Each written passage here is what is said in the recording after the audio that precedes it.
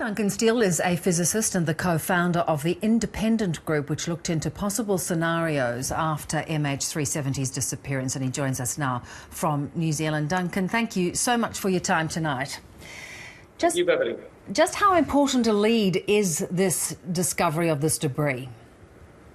I think it's pretty vital. Obviously, we're still assuming that this is not only a part of a Boeing 777, which it almost certainly is, but also we're assuming it is part of that actual aircraft. That's yet to be confirmed. But I think it looks to be a pretty good assumption. If that's the case, then there's all sorts of spin-offs from this in terms of trying to narrow down the search. Some of them have been mentioned in the piece we've just heard and seen. It is consistent with what's called this the Indian Ocean gyre, that is the currents which go around anti-clockwise. It's arrived in Reunion Island at about the right time, one would expect. The drift speed is around about a third to a half of a metre per second. So 16 or 17 months would indeed get it there about now. But there's other important clues from this. For example, if we take a look at that part, even just from looking at the video coverage and so on, clearly part of it has been wrenched off. The training part has been clipped off. That tells us things about the way in which the aircraft would have hit the ocean. Also the lugs or the hinges which would affix it to the main part of the wing, those have also been ripped off. Again, they tell us things about the way in which the aircraft hit the ocean. You could say, well, how does that help? The answer is there's been a mystery all along as to exactly how it came down. Did it just run out of fuel?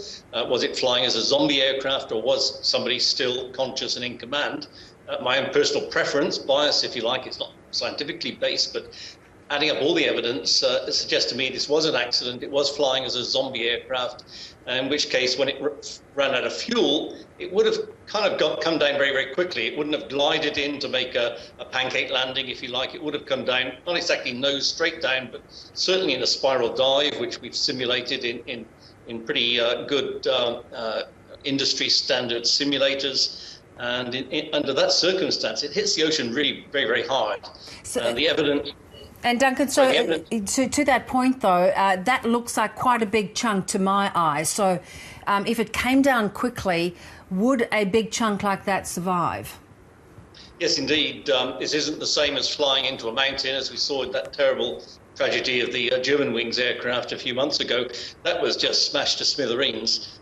Hitting the ocean, even in a relatively hard impact, that is, again, I'm not talking about nose down, but certainly hitting the ocean at pretty high speed, you still do expect large chunks to survive, in that the wings will be immediately ripped off and broken apart. The components of this sort of size you would expect to survive.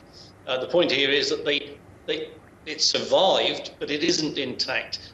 From the amount of damage it suffered, that will tell us things about the way in which the impact occurred. That again actually allows us to narrow down the possible search region. It's been a mystery up until now whether when it reached what we call the 7th ping ring, the final communication via the satellite, was it still flying horizontally or was it nose down? If it was nose down, clearly it would have hit the ocean close to that ring, in which case we can narrow down the search region. If, however, it had still been flying horizontally, then it could have flown a long way past that ring, and that stretches out the search region by an area which may be as much as 100 kilometres. Laterally, but because we're uncertain of where it came down along that 7th ping ring by maybe 1,000 kilometres, that increases the possible search area by a huge amount.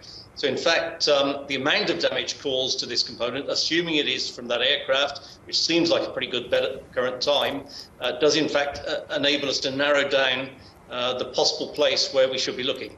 Well, that's good news indeed. And would you now expect more pieces and more big chunks to start turning up around this region? Yes, indeed. I mean, if we think about it, okay, Reunion isn't a particularly large island, but it was a program of cleaning up a beach which found this piece. Clearly, one would expect there may be other components in rocky crags and so on elsewhere along the shores, or indeed on nearby islands like Rodriguez and so on. And eventually, of course, we would expect other material to be washing up elsewhere. In fact, those which, if you like, miss these islands, and the majority would of anything which is left floating, will eventually start turning to the east again, and will perhaps wash up on Australia's islands in the southern Indian Ocean, that is like McDonald and Heard Island, and also Kerguelen, the French island in the southern Indian Ocean. So Again, though, the immediate thing to do now is for the authorities and people in general to search the beaches, search the rocky cliffs and so on along Reunion and see if there are any other parts, because each and every single part could give us a vital clue. And as I say, just from looking at the video of this particular part, there's things which we can determine about the way in which that aircraft hit the water, and therefore that in itself can help us to narrow down the range of possible impact locations. And get to try and get that all-important closure. Really great to get those insights from you, and you've been very helpful in hopefully, pointing to maybe this puzzle finally coming to an end. Oh, I do hope so. I've had lots of contact with friends and family from the flight who've encouraged us to keep going, as it were, because we think it's a good thing to do. But certainly those people talk about closure. I don't think it ever happens, but they really do need to know what did happen to their loved ones. We should remember that if indeed this is part of that aircraft, it really is a final kick in the teeth for some people who've been hoping for the last 17 months that maybe their loved ones were kidnapped and were still held somewhere. Yes. This really, I'm afraid, indicates that it was a crash into the ocean, and of course that means that nobody would have survived. Duncan Steele, thank you for joining us. Thank you.